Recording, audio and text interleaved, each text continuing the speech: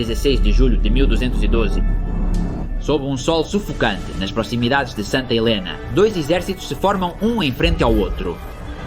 De um lado, o Califado Almohada, do outro, um exército cruzado como nunca antes visto na Península Ibérica. Castela, Aragão e Navarra. E apoiados por leoneses, portugueses, franceses, occitanos e cavaleiros de diversas ordens religiosas, estão prontos para lutar em nome de Deus. Hoje se decide o futuro da Reconquista.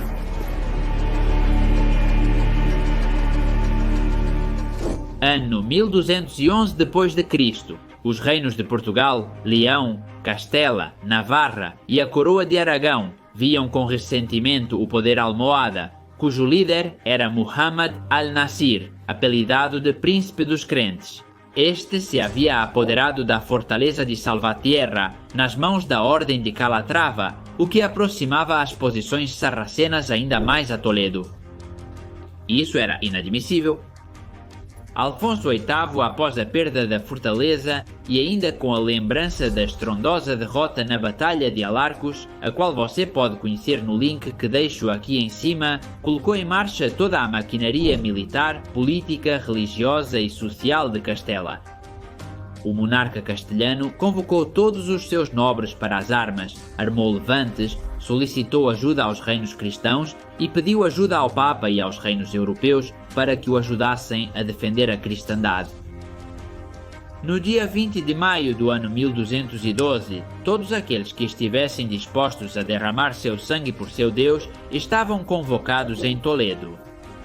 O arcebispo de Toledo, Rodrigo Jiménez de Rada, leal ao reino e à sua fé, entrou em contato com o Papa Inocêncio III para que considerasse proclamar como cruzada a campanha que se aproximava.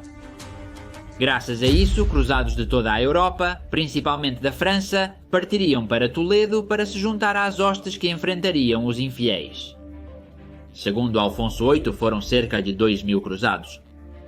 O Papa, além disso, proclamou que qualquer rei que ousasse atacar o reino de Castela ou seus aliados enquanto a campanha ocorria, seria excomungado e não receberia o perdão de Deus. Desta forma, todas as forças poderiam ser enviadas para a batalha, sem a necessidade de manter um exército em reserva. O rei Sancho VII de Navarra compareceu com 200 cavaleiros e parte de sua infantaria a Toledo. O rei Pedro II de Aragão compareceu com mais de 1.000 cavaleiros e um forte contingente de infantaria.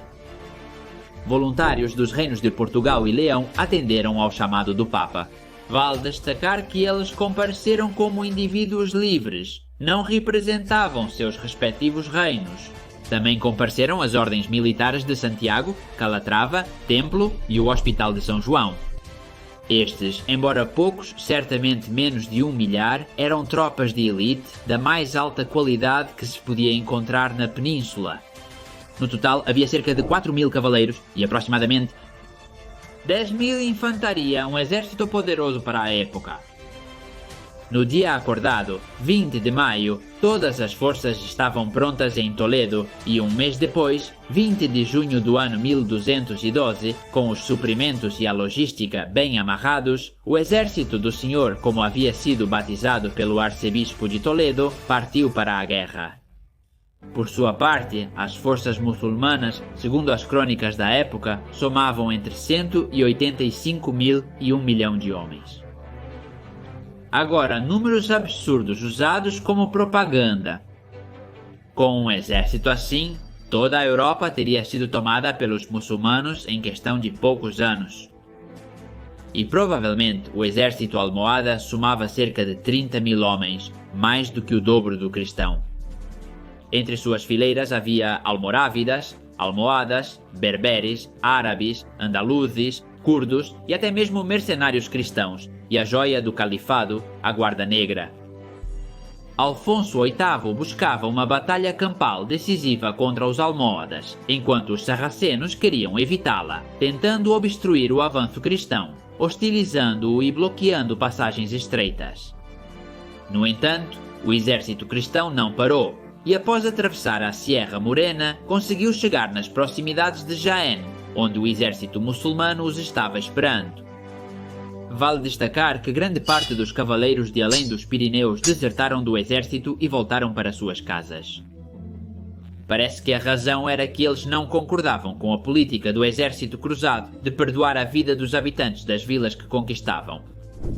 No dia 13 de julho do ano 1212, ambos os exércitos acamparam frente a frente. Nenhum decidia dar o primeiro passo. Os muçulmanos se contentavam em lançar escaramuças contra as posições cristãs, enquanto estes se contentavam em repelir esses ataques sem sair em sua perseguição. Se não mantivessem a coesão, seriam destruídos, e isso os almohadas sabiam. Por isso, lançavam sua cavalaria leve para hostilizar os cruzados, e quando estes tentavam responder, os sarracenos fugiam, tentando atrair os cavaleiros para uma emboscada, mas não conseguiam. O exército do Senhor tinha ordens estritas para não quebrar a coesão. O califa almohada, vendo que os cristãos não queriam lutar, enviou uma mensagem aos seus nobres e ao seu povo, proclamando que tinha os 3 reis cristãos em tal aperto que em 3 dias seriam seus prisioneiros. Finalmente, na segunda-feira, 16 de julho do ano de 1212, os reis ordenaram que suas tropas se confessassem e se encomendassem a Deus e, após terem feito isso, se posicionaram no campo de batalha. Frente a eles, os almohadas. O exército cristão se formou em 9 corpos diferentes, com 3 filas e 3 colunas. Na vanguarda, no flanco esquerdo, a cavalaria aragonesa. No centro, Dom Diego Lopes de Haro, liderando os cavaleiros europeus e parte da cavalaria pesada castelhana. No flanco direito, parte dos cavaleiros navarros. Na segunda linha, no flanco esquerdo, a maior parte dos cavaleiros aragoneses, acompanhados por toda a infantaria aragonesa. No centro, as ordens de Santiago, Templo Hospital e Calatrava, grande parte da cavalaria pesada castelhana, milícias urbanas e a infantaria pesada castelhana, bem como a infantaria voluntária leonesa e portuguesa, liderados por Gonzalo Nunes de Lara. No flanco direito, a cavalaria pesada navarra e os infantes navarros, apoiados por mais milícia castelhana. Na reserva, no flanco esquerdo, a Guarda Real Aragonesa a cavalo e os infantes mais experientes da coroa, liderados pelo próprio Pedro II de Aragão. No centro, o restante das tropas de elite castelhanas e a Guarda Real, lideradas por Alfonso VIII de Castela, junto ao seu leal Álvaro Núñez de Lara, e no flanco direito o restante das tropas navarras, lideradas pelo próprio Sancho VII de Navarra. 3 reis, um exército, um objetivo. O exército muçulmano, por sua vez, era ainda mais heterogêneo que o cristão. Era formado por 5 corpos, apesar de ser mais do que o dobro de tropas que o exército adversário. No entanto, para poder explicar melhor sua composição, também o dividirei em 9 corpos, de 3 em 3. Na primeira linha temos a infantaria voluntária que veio fazer a Guerra Santa, combinada com tropas de projéteis. Em seus flancos havia arqueiros a cavalo que se encarregariam de hostilizar os flancos cristãos.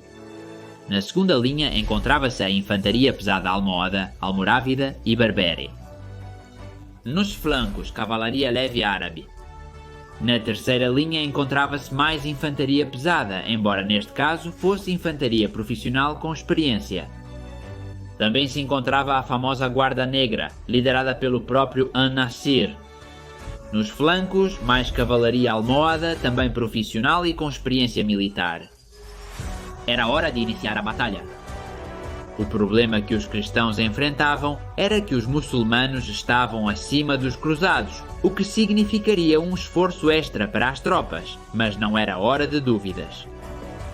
A ordem foi dada e a vanguarda cruzada avançou a passo. As linhas apertadas aguardando a ordem e a disciplina deveriam se manter coesas o máximo de tempo possível para que no momento da carga o choque seja o mais uniforme possível. Quando estavam à distância média entre ambos os exércitos, aumentaram a velocidade para o trote, fizeram uma última revisão em seu equipamento, apertaram as pernas, abaixaram as viseiras de seus capacetes e apertaram ainda mais o escudo contra o peito. Então partiram em galope. A linha começava a deixar de ser uniforme, mas os cavaleiros ainda não estavam tão rápidos a ponto de não serem capazes de se reorganizar. Abaixaram as lanças e esporaram suas montarias pela última vez. Aumentaram para a velocidade de impacto e então colidiram contra as milícias sarracenas. A vanguarda muçulmana era incapaz de enfrentar essa força bruta. Logo, esses pobres diabos que haviam pegado em armas para defender sua fé, viram que não tinham nada a fazer contra a cavalaria cristã. A cavalaria de arqueiros sarracenos, localizada nas laterais, aproveitou para flanquear os cruzados e atormentá-los com seus projéteis, tentando fazer com que a cavalaria cristã os perseguisse para assim tirá-los do campo de batalha. No entanto, os cavaleiros conheciam suas ordens e não se distraíram. Os milicianos muçulmanos caíam às dezenas. Centenas de corpos perdiam a vida diante do impacto avassalador dos cruzados. Era impossível manter a posição. A vanguarda almohada perdeu o moral e começou a fugir para a segurança de sua linha central. Por sua vez, esta se lançou ao ataque contra a vanguarda cristã. Diego Lopes de Haro ordenou aos seus cavaleiros para não perseguirem os milicianos, eles deveriam continuar mantendo a coesão. No entanto, após várias horas de luta, os cavaleiros cruzados começaram a enfraquecer.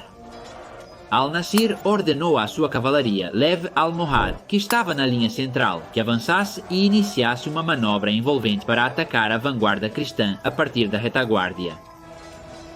Queriam repetir a Batalha de Alargos, mas Alfonso VIII tinha viva na memória essa derrota e não cometeria os mesmos erros. Ordenou que o centro do exército combatesse. Os cavaleiros aragoneses lançaram-se pela ala esquerda contra a cavalaria leve inimiga, e por sua vez, os navarros, apoiados pela cavalaria pesada castelhana, lançaram-se pela ala direita contra os cavaleiros desse lado. A infantaria castelhana, navarra, aragonesa, leonesa e portuguesa, assim como os cavaleiros das ordens religiosas, carregaram contra o centro inimigo. Percorreram a distância que os separava da luta a passo leve. E então impactaram contra a frente inimiga. Dom Diego Lopes de Haro pôde então retirar a sua vanguarda e apoiar os flancos para deter as manobras envolventes dos almohadas. As horas passavam e a luta continuava. Nenhum dos lados conseguia inclinar a balança a seu favor, e nenhum queria lançar já a reserva, por medo de alguma estratégia surpresa do adversário. Passado o meio-dia, bem entrada a tarde, Alfonso VIII concluiu que seus homens estavam exaustos. Era necessário terminar a batalha de uma forma ou de outra. Ou a superioridade numérica inimiga e, por consequência, sua capacidade de enviar tropas de reforço acabaria se impondo. Ele conversou com os reis de Alagor e Navarra e decidiram atacar. Formaram suas hostes com a cavalaria pesada à frente e deram início a uma carga lendária, conhecida como a Carga dos Três Reis, e é que os três monarcas montados em seus cavalos e liderando sua guarda pessoal e a elite de suas tropas, atacaram as forças inimigas. O impacto desestabilizou a frente inimiga e a visão dos estandartes reais. A visão dos três monarcas lutando juntos para derrotar os infiéis encorajou seus homens, que lutaram com ainda mais ímpeto, se possível. Al-Nasir não soube avaliar bem o efeito da carga e não conseguiu enviar sua reserva. Em poucos minutos, a frente muçulmana se desfez e começou a apresentar lacunas entre suas linhas. As ordens entre o exército cruzado mudaram. Já não deviam manter a coesão, já não deviam se reprimir, deviam carregar, deviam perseguir, deviam caçar, deviam matar. As tropas cristãs fluíram por entre as lacunas, transbordando a frente inimiga e permitindo aos cruzados carregar pelas costas dos almohadas. E então, como se fosse uma ordem geral, todo o exército muçulmano deu meia volta e bateu em retirada. Os cavaleiros cruzados carregaram contra as tropas em retirada. Eles deveriam eliminar o máximo de inimigos que pudessem. Eles deveriam impedir o reagrupamento. Por cada guerreiro que matassem naquele dia, haveria um guerreiro a menos em uma batalha futura. A perseguição se prolongou até o pôr do sol e se estendeu por 20 quilômetros. Enquanto isso, a infantaria assaltou o acampamento inimigo. Os aragoneses pela esquerda, os castelhanos pelo centro e os navarros pela direita. Aqui nasce a lenda de que os navarros foram os primeiros a entrar no acampamento e a quebrar as correntes que o protegiam. Daí que o escudo de Navarra tenha as correntes. A batalha havia terminado.